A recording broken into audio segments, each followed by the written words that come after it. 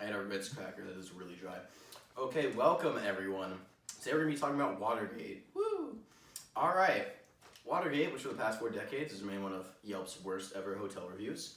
And for those of you who are not aware of what the whole Watergate scandal is and just pretend to know what it is, does not seem stupid when it's referenced. This is essentially, the biggest scandal up until President Obama wore a tan suit. Alright, so on June 17, 1972, burglars were caught breaking into the Democratic National Committee's Watergate Hotel headquarters with the purpose of replacing faulty microphones that failed after a break-in earlier that month.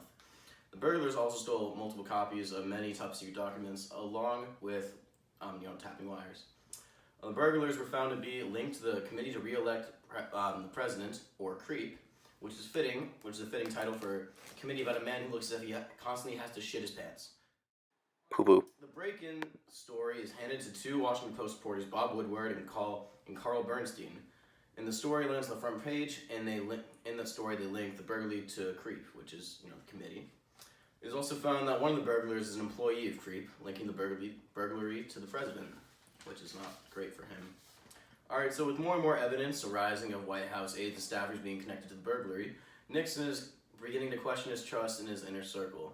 He's really not, feeling it.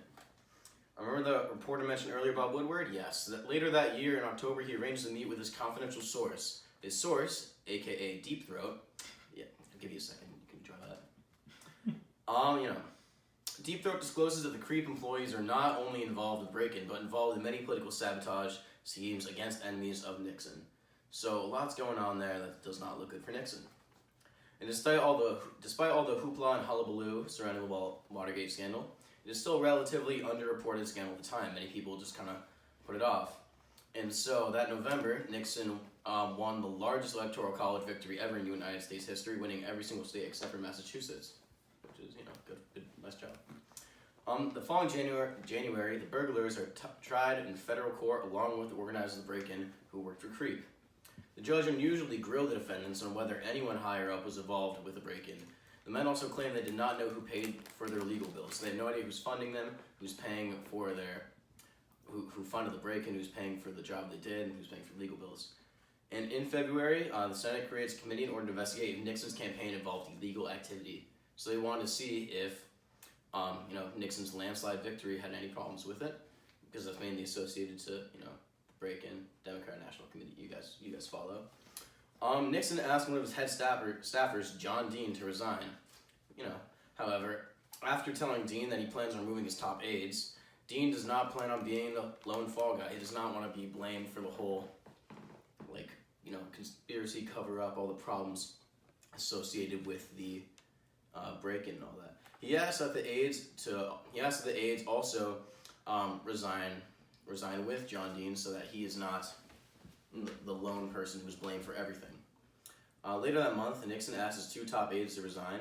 The address of the nation claimed that he believes his own staff was involved in the cover. In recent months, members of my administration and officials of the Committee for the Re-election of the President, including some of my closest friends and most trusted aides, have been charged with involvement in what has come to be known as the Watergate affair.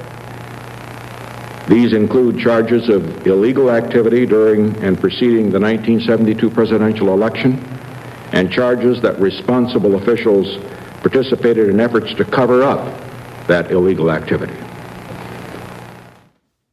In late June, John Dean is asked to testify in front of the Senate. Dean read a 245 statement outlined the president's dirty tricks campaign, which sounds like the kinkiest impeachable offense on the planet. A month later, the president's deputy assistant, Alexander Butterfield, that's also a fun name, is asked about listening devices in the Oval Office that record conversations, and he confirms that those do in fact exist. This sparks an inquiry into possible tapes of the president, which could be very damning if they have anything bad to say on them, which they might. You'll find out.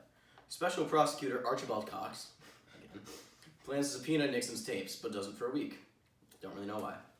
In that 1 week, Nixon could do whatever he wants with the tapes. He could literally take them and destroy all of them, just pee on them, do whatever he wants. But for some reason, he does not. And this, everybody, is an example where Nixon fucked up. Where? Nixon refused to turn over the tapes. In October, he desperately orders the Attorney General to fire the special prosecutor. The Attorney General, Elliot Richardson, and his deputy both refuse. They end up resigning. The Solicitor General, and People magazine's Dumbest Name of the Year winner for the past 40 years, Robert Bork, agrees to fire the special prosecutor. This slew of resigning and firing is referred to as the Saturday Night Massacre, which was chosen by the press over the other proposed name, the Borkening. The Borkening. This angers the nation, causing for talks of impeachment in Washington if the president continues to block the investigation proceedings. No, obstruction of justice. It's fun. Nixon's staff then catalogs and transcribes the tapes. However, there is a problem. Nixon's secretary, Rosemary Woods, when transcribing the tapes, accidentally erased an 18.5-minute segment, which is very precise. She reenacts this graceful act dubbed the Rosemary Stretch. This continues to be another massive piece of bullshit and another example where Nixon fucked up. Rosemary. In February of 1974, the House of Representatives voted in articles of impeachment. 410 favored to 4 opposed, and they instructed the Judiciary Committee to consider articles of impeachment. In July, the Supreme Court orders Nixon to release the tapes. Of all the tapes, one from June 24, 1972, is the most damning and is referred to as the smoking gun. It proves Nixon obstructed justice a mere days after the break-in. Nixon says to his chief of staff that an FBI investigation would expose the burglars because 4 of them are former CIA agents. Nixon tells his chief of staff to call the head of the CIA and persuade him to halt the FBI investigation using a cover story. This conversation was the president telling his chief of staff to interfere with the Watergate investigation, violating the law.